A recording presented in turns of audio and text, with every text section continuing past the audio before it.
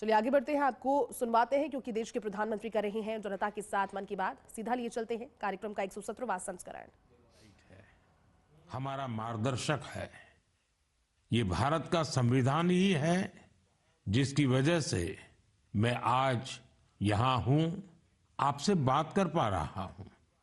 इस साल 26 नवंबर को संविधान दिवस से एक साल तक चलने वाली कई एक्टिविटीज शुरू हुई हैं। देश के नागरिकों को संविधान की विरासत से जोड़ने के लिए constitution75.com नाम से एक खास वेबसाइट भी बनाई गई है।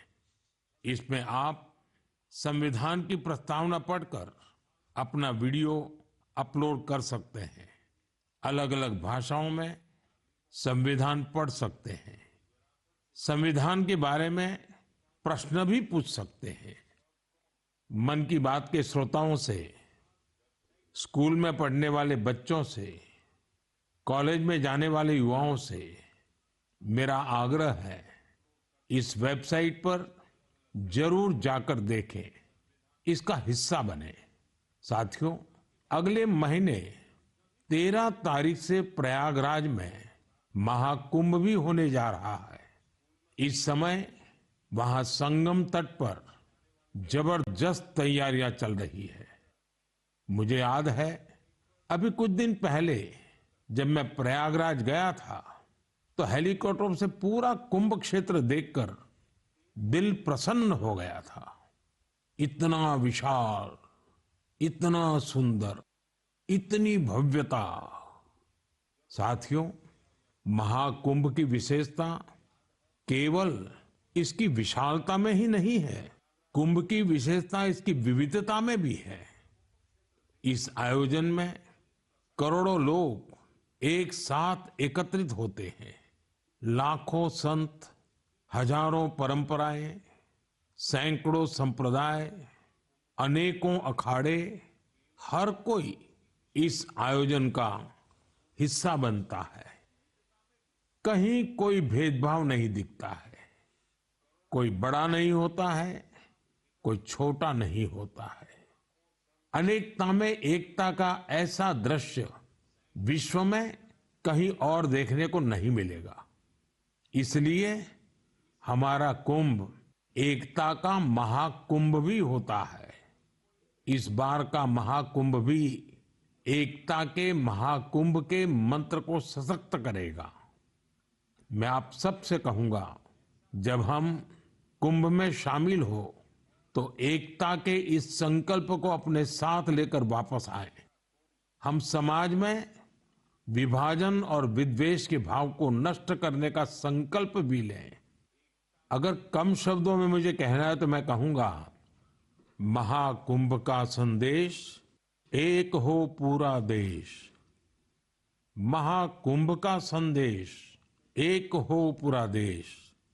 और अगर दूसरे तरीके से कहना है तो मैं कहूंगा, गंगा की अविरल धारा, न बटे समाज हमारा। गंगा की अविरल धारा, न बटे समाज हमारा।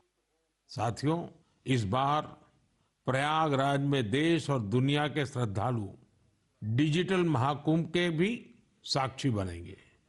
डिजिटल नेविगेशन की मदद से आपको अलग अलग घाट, मंदिर, साधुओं के अखाड़ों तक पहुंचने का रास्ता मिलेगा। यही नेविगेशन सिस्टम आपको पार्किंग तक पहुंचने में भी मदद करेगा। पहली बार कुंभ आयोजन में एआई चैटबॉट का प्रयोग होगा। एआई चैटबॉट के माध्यम से 11 भारतीय भाषाओं में कुंभ से जुड़ी हर तरह की जानकारी हासिल की जा सकेगी। इस चैटबॉट से कोई भी टेक्स्ट टाइप करके या बोलकर किसी भी तरह की मदद मांग सकता है। पूरा मेला क्षेत्र को एआई पावर्ड कैमरा से कवर किया जा रहा है। कुंभ में अगर कोई अपने परिचित से बिछड़ जाएगा तो इन कैमरों से उन्हें खोजने में भी मदद मिलेगी। श्रद्धालुओं को digital lost and found centre की सुविधा भी मिलेगी। श्रद्धालुओं को मोबाइल पर गवर्नमेंट अप्रूव्ड टूर पैकेजेस, ठहरने की जगह और होम स्टे के बारे में भी जानकारी दी जाएगी। आप भी महाकुंभ में जाएं तो इन सुविधाओं का लाभ अवश्य उठाएं। और हाँ, हैशटैग एकता का महाकुंभ के साथ अपनी सेल्फी जरूर अपलोड करिएगा। साथियों, मन की बात यानी MKB में अब बात KTB की। जो बड़े बुजुर्ग हैं, उनमें से बहुत से लोगों को KTB के बारे में पता नहीं होगा, लेकिन जरा बच्चों से पूछिए। KTB उनके बीच बहुत ही सुपरहिट है। KTB यानी क्रश, त्रुश और बाल्टी बॉय। आपको शायद पता होगा, बच्चों की पसंदीदा एनिमेशन सीरीज, और उसका नाम है KTB भारत है हम। और अब इसका दूसरा सीजन भी आ गया है। ये 3 एनिमेशन कैरेक्टर हमें भारतीय स्वतंत्रता संग्राम के उन नायक नायिकाओं के बारे में बताते हैं जिनकी ज्यादा चर्चा नहीं होती। हाल ही में इसका सीजन 2 बड़े ही खास अंदाज में international film festival of India Goa में लॉन्च हुआ। सबसे शानदार बात यह है कि ये सीरीज न सिर्फ भारत की कई भाषाओं में बल्कि विदेशी भाषाओं में भी प्रसारित होती है।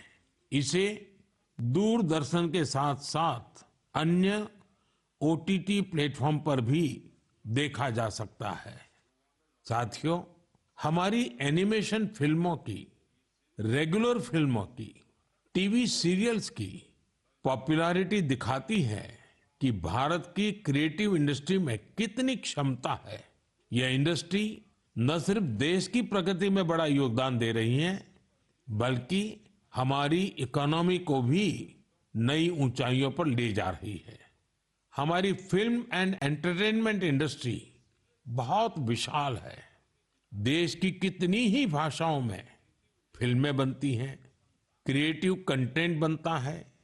मैं अपनी फिल्म और एंटरटेनमेंट इंडस्ट्री को इसलिए भी बधाई देता हूं क्योंकि उसने एक भारत श्रेष्ठ भारत के भाव को सशक्त किया है। साथियों, वर्ष 2024 में हम फिल्म जगत की कई महान हस्तियों की 100वीं जयंती मना रहे हैं। इन विभूतियों ने भारतीय सिनेमा को विश्व स्तर पर पहचान दिलाई। राज कपूर जी ने फिल्मों के माध्यम से दुनिया को भारत के सॉफ्ट पावर से परिचित कराया। रफी साहब की आवाज में वो जादू था जो हर दिल को छू लेता था। उनकी आवाज अद्भुत थी। भक्ति गीत हो या रोमांटिक सॉन्ग्स, दर्द भरे गाने हो, हर इमोशन को उन्होंने अपनी आवाज से जीवंत कर दिया। एक कलाकार के रूप में उनकी महानता का अंदाजा इसी से लगाया जा सकता है कि आज भी युवा पीढ़ी उनके गानों को उतनी ही शिद्दत से सुनती है। यही तो है टाइमलेस आर्ट की पहचान। अक्कीनेनी नागेश्वर राव गारू ने तेलुगु सिनेमा को नई ऊंचाइयों तक पहुंचाया है। उनकी फिल्मों ने भारतीय परंपराओं और मूल्यों को बखूबी प्रस्तुत किया। तपन सिन्हा जी की फिल्मों ने समाज को एक नई दृष्टि दी। उनकी फिल्मों में सामाजिक चेतना और राष्ट्रीय एकता का संदेश रहता था। हमारी पूरी फिल्म इंडस्ट्री के लिए इन हस्तियों का जीवन प्रेरणा जैसा है। साथियों, मैं आपको एक और खुशखबरी देना चाहता हूं। भारत की क्रिएटिव टैलेंट को दुनिया के सामने रखने का एक बहुत बड़ा अवसर आ रहा है। अगले साल हमारे देश में पहली बार world audio visual entertainment summit यानी वेव्स समिट का आयोजन होने वाला है। आप सभी ने दावोस के बारे में सुना होगा, जहां दुनिया के अर्थ जगत के महारथी जुटते हैं। उसी तरह वेव्स समिट में दुनिया भर के मीडिया और एंटरटेनमेंट इंडस्ट्री के दिग्गज क्रिएटिव वर्ल्ड के लोग भारत आएंगे।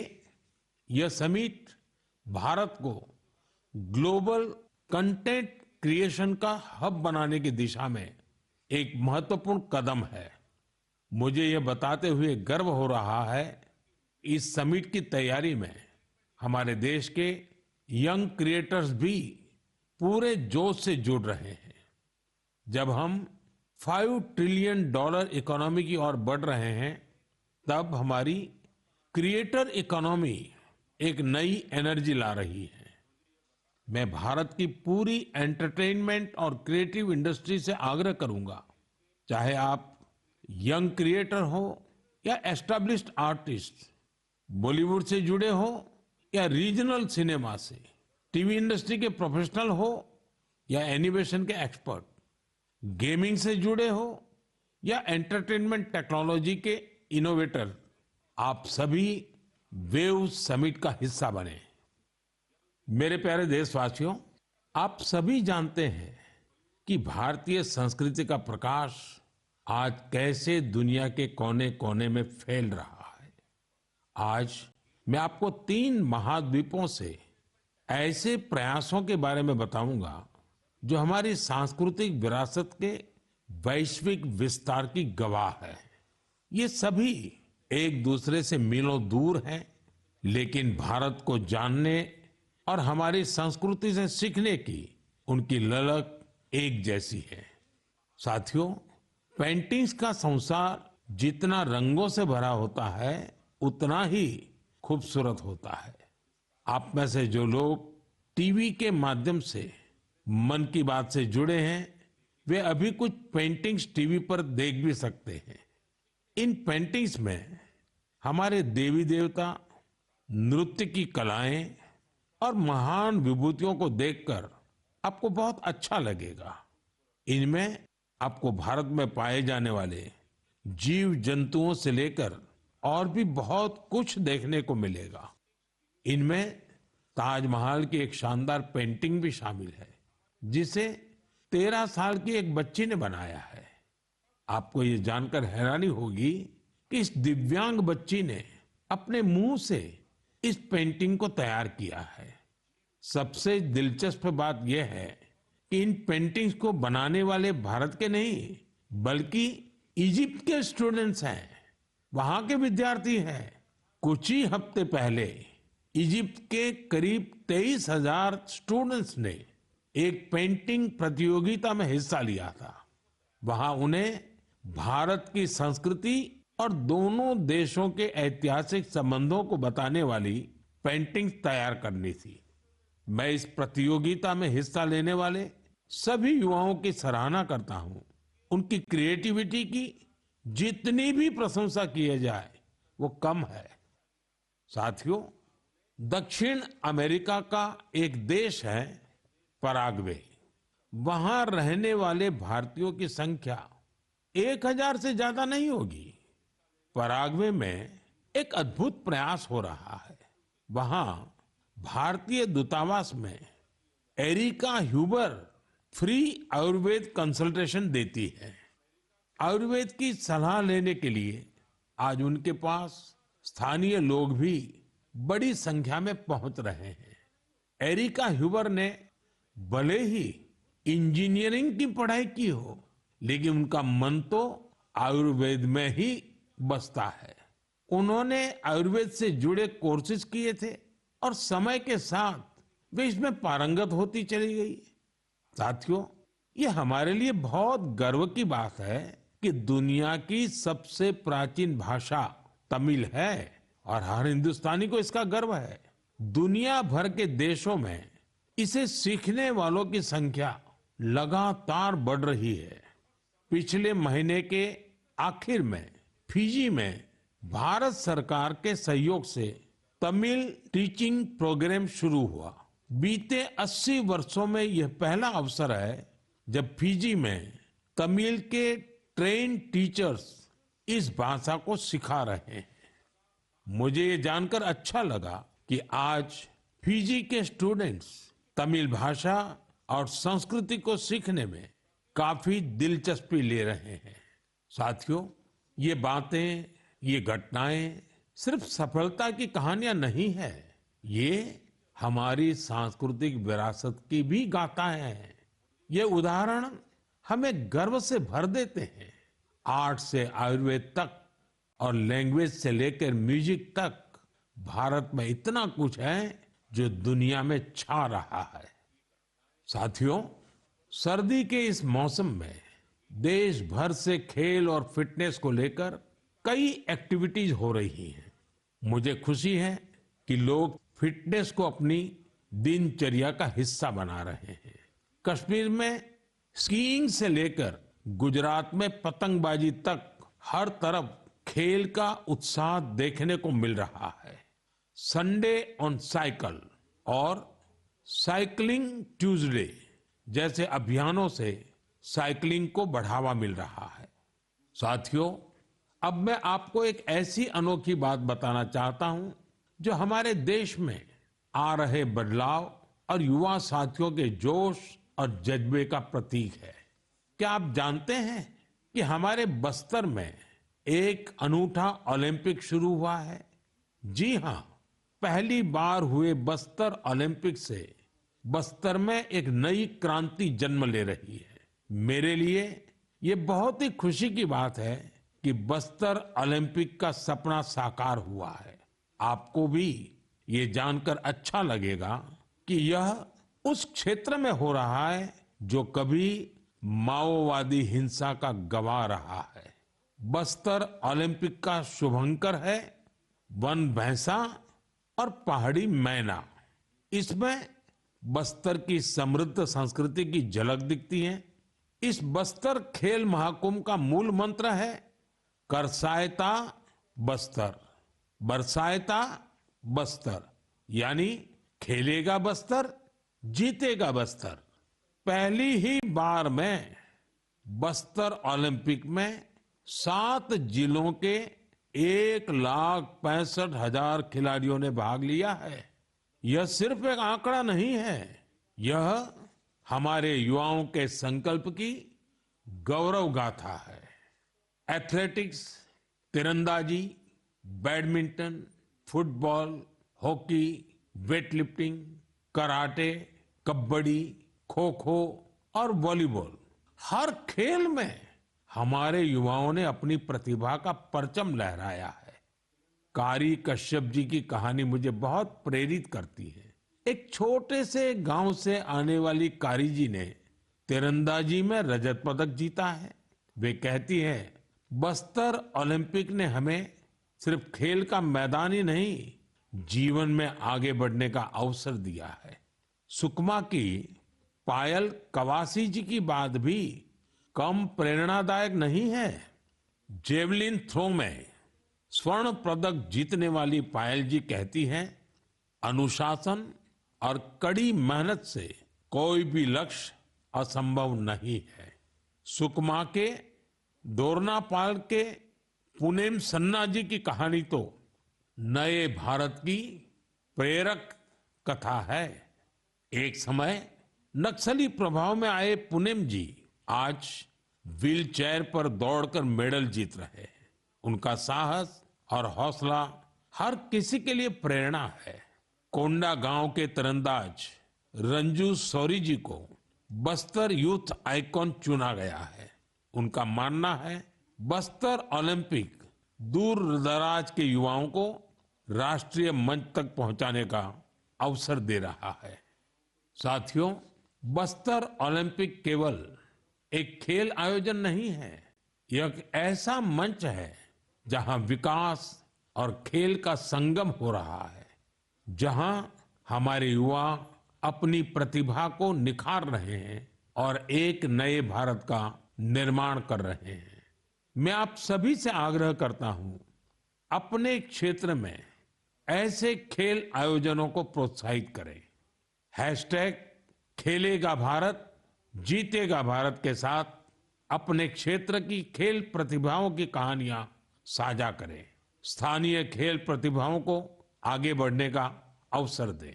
याद रखिए, खेल से न केवल शारीरिक विकास होता है, बल्कि ये स्पोर्ट्समैन स्पिरिट से समाज को जोड़ने का भी एक सशक्त माध्यम है। तो खूब खेलिए, खूब खेलिए। मेरे प्यारे देशवासियों, भारत की दो बड़ी उपलब्धियां आज विश्व का ध्यान आकर्षित कर रही है।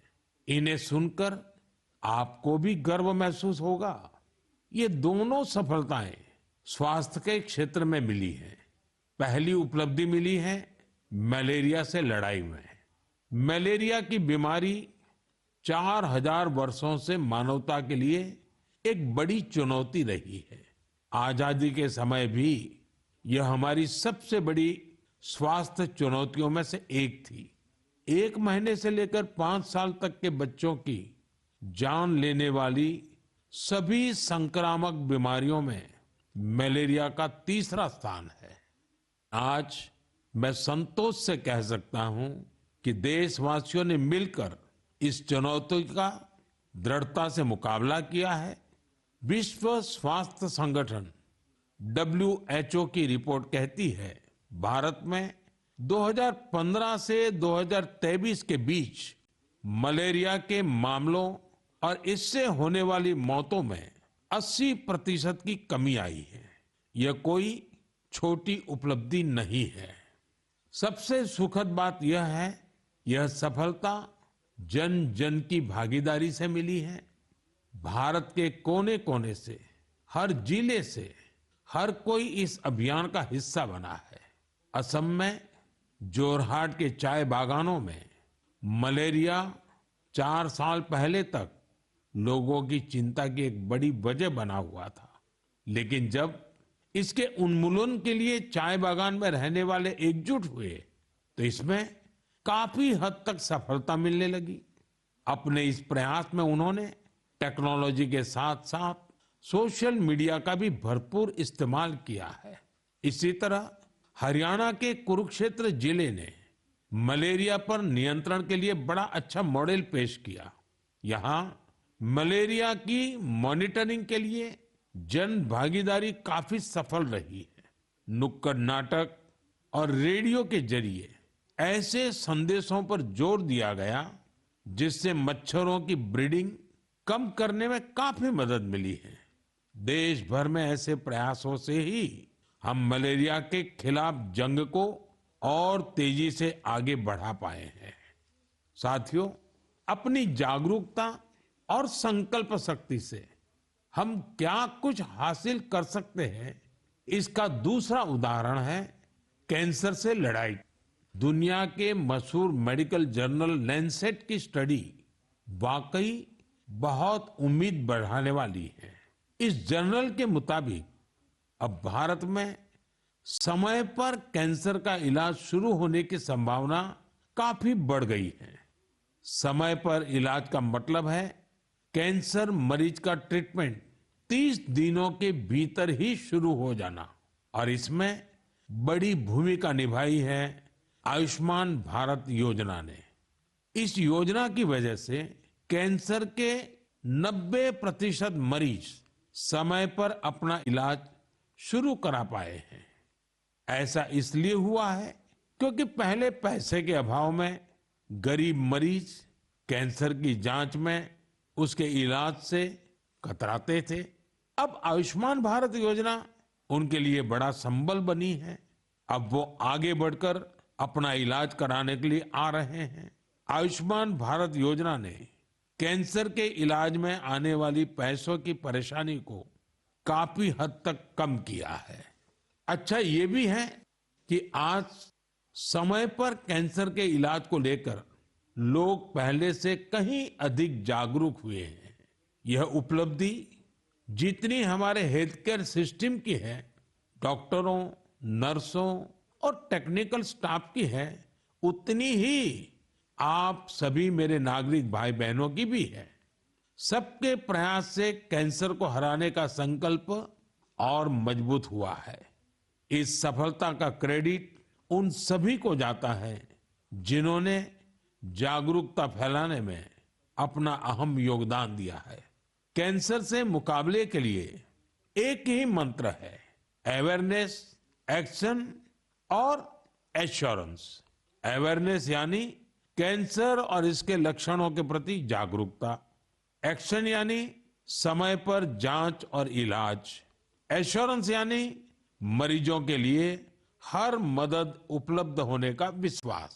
आइए हम सब मिलकर कैंसर के खिलाफ इस लड़ाई को तेजी से आगे ले जाएं और ज्यादा से ज्यादा मरीजों की मदद करें। मेरे प्यारे देशवासियों, आज मैं आपको उड़ीसा के कालाहांडी के एक ऐसे प्रयास की बात बताना चाहता हूं जो कम पानी और कम संसाधनों के बावजूद सफलता की नई गाथा लिख रहा है। यह है कालाहांडी की सब्जी क्रांति।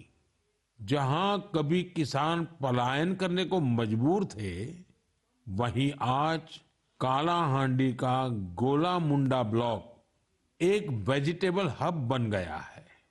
यह परिवर्तन कैसे आया?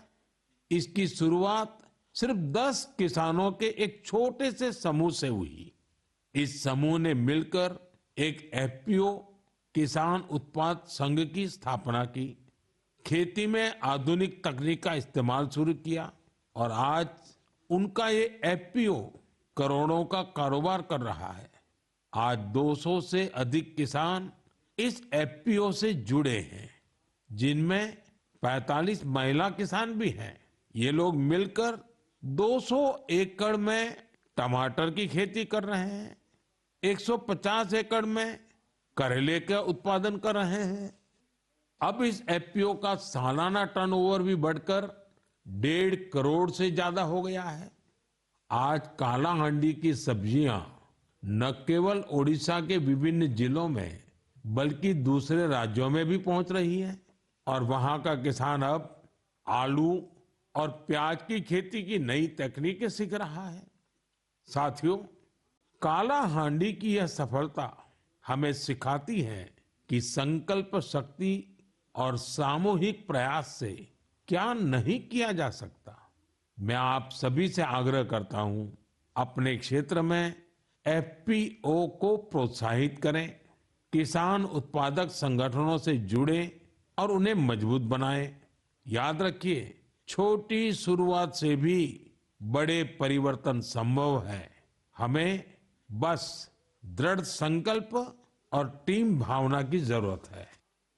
साथियों, आज की मन की बात में हमने सुना कि कैसे हमारा भारत विविधता में एकता के साथ आगे बढ़ रहा है।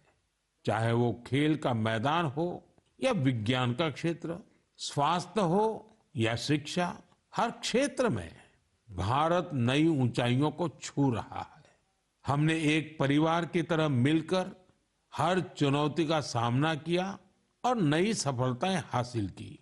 2014 से शुरू हुए मन की बात के 116 एपिसोड में मैंने देखा है कि मन की बात देश की सामूहिक शक्ति का एक जीवंत दस्तावेज बन गया है।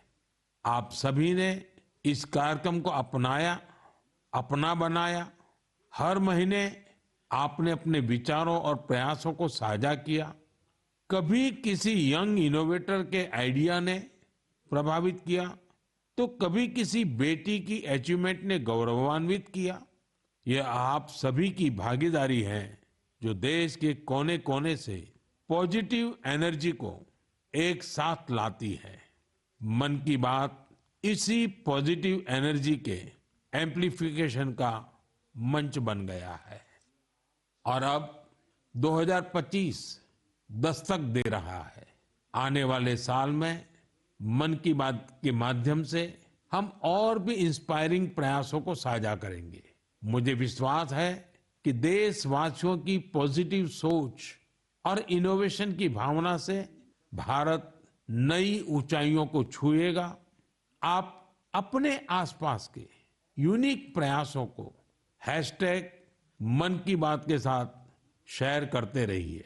मैं जानता हूं कि अगले साल की हर मन की बात में हमारे पास एक दूसरे से साझा करने के लिए बहुत कुछ होगा। आप सभी को 2025 की ढेर सारी शुभकामनाएं। स्वस्थ रहें, खुश रहें। फिट इंडिया मूवमेंट में आप भी जुड़ जाइए, खुद को भी फिट रखिए, जीवन में प्रगति करते रहें। बहुत बहुत धन्यवाद। प्रधानमंत्री नरेंद्र मोदी की मन की बात आप सुन रहे थे। मन की बात की शुरुआत उन्होंने संविधान की रूपरेखा को एक बार फिर से जनता तक पहुंचाने की बात को लेकर, उसके बाद में कुंभ का जिक्र हुआ, नए इनोवेशंस का जिक्र हुआ। उन्होंने देशवासियों को आने वाले 2025 के अग्रिम